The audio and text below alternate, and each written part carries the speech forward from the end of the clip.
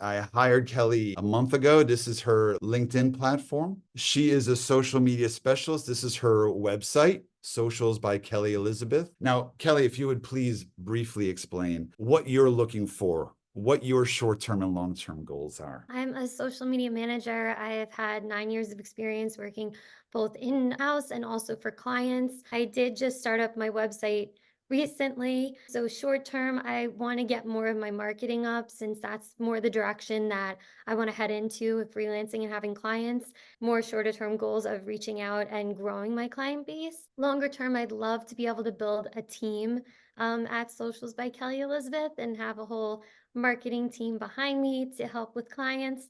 And then I'd also love to help offer courses and workshops to other social media marketers and managers looking to go on their own entrepreneurial journey. Sounds great. Now, just to let you know, some of you in the audience may be able to relate to Kelly because she's also 25. So now she is not at the bottom of the ladder, but now the first, second, third rung of her career with both short-term and long-term goals.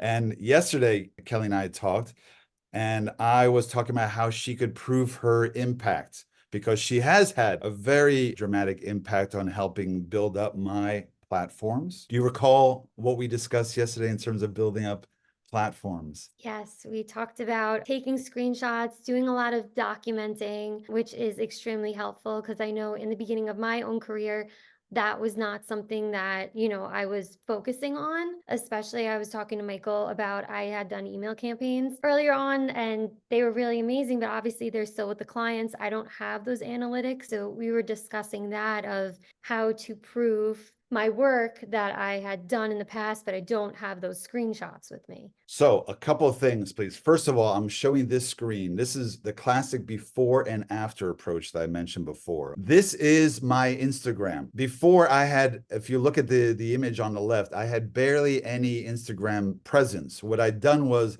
I'd shot screenshots of all the chapters I published so far from my newsletter and pasted it up there. I had no real followers, no real engagement. And then Kelly came along starting last month. And now the image on the right is what my Instagram page looks like today. She actually built up a presence. She now has effectively brought me to life with some videos, some of the content that I've generated. There's now been some engagement as she reaches out. When she looks for more clients, she ought to, first of all, she should produce a LinkedIn post and for her website as a case study. For the MJ Method Communications, they had zero in terms of their Instagram before. Here's what it looked like, photographic evidence. And then I did XYZ, and here's what it looks like today to prove my impact, the before and after. And then if I'm a skeptical employer saying, you know what, can you do for me like what you did for the MJ Method Communications?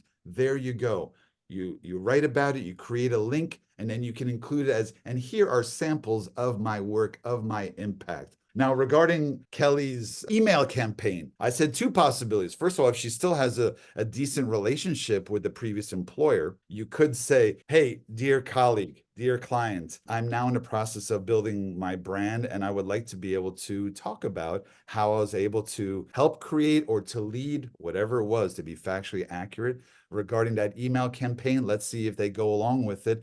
And then you say, and I will tag your company in my post so they get a little bit of maybe additional traffic. You're asking for a favor, but all you're doing is to plant your flag to prove that this does not create anonymity, to prove beyond your CV. You already have this on your CV that you did this, an email campaign, but now to produce more persuasive content to build your brand, to show, not just tell on a CV, but to show how and what you did. Or the second possibility I mentioned is moving forward. And this is where the free, working for free comes into play. Kelly may have a friend or a colleague or a client. She may hear of an opportunity. She may offer to a client, hey, I can help you with an email campaign. And they say, oh, we don't have the budget for that, or we already have staff. We can't hire anyone else. You could say, I will do this for free. Why?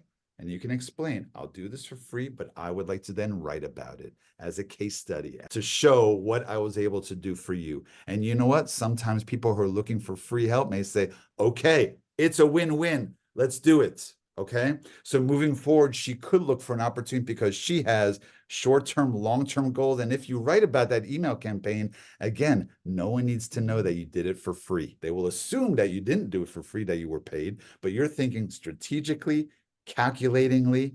I needed to do it. I needed to create facts on the ground. I needed some compelling evidence. Okay. Because it's ultimately going to take me where I want to go for paying clients and better paying clients as you climb the ladder.